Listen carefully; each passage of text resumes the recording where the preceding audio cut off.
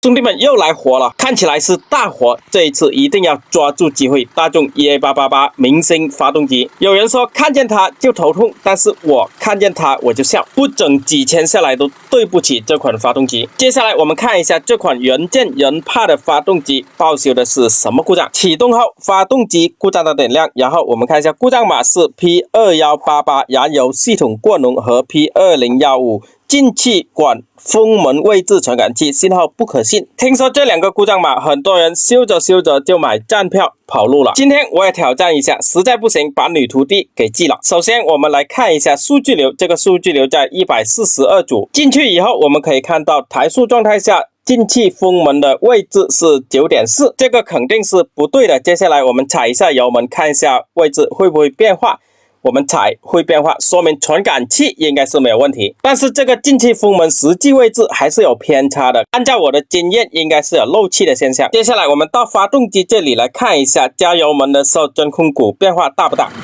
踩，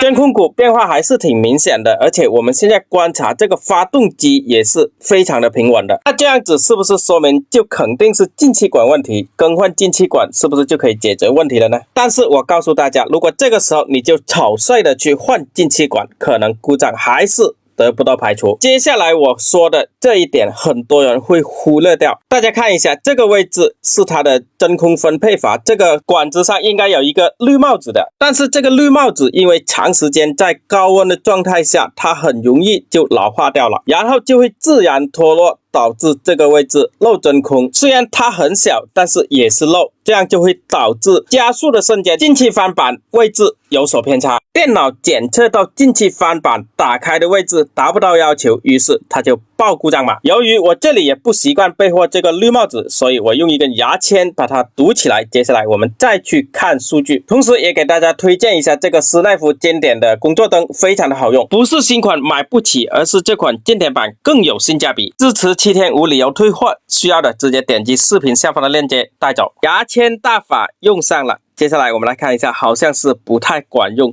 数据流还是在10度，而且加速数据流也达不到既定的目标。但是大家别着急，我还有一招，检测仪进入基本设置，然后文档是基本设置，接下来我们往后翻，这里就有一个进气管风口匹配，然后我们点进去，进去以后这个界面就是给我们进气翻板做重置的，也就重新学习它的位置。这里有个开和关，我们直接点击它就自动给它校准了。如果一次校准不成功，可以多校准2次。校准以后我们可以看一下台速状态下它都是0，这里提示自适应值正常，那就可以了。接下来我们踩一下油门，应该实际值和目标值都同步。刚才我们明显可以看到一踩下去两个都达到99%，放油门以后马上恢复到0，这样子就不会再报故障码了。怎么样，大家觉得我这2招怎么样？除了挣不到钱，我觉得方法还是不错的。说好了不搞几千，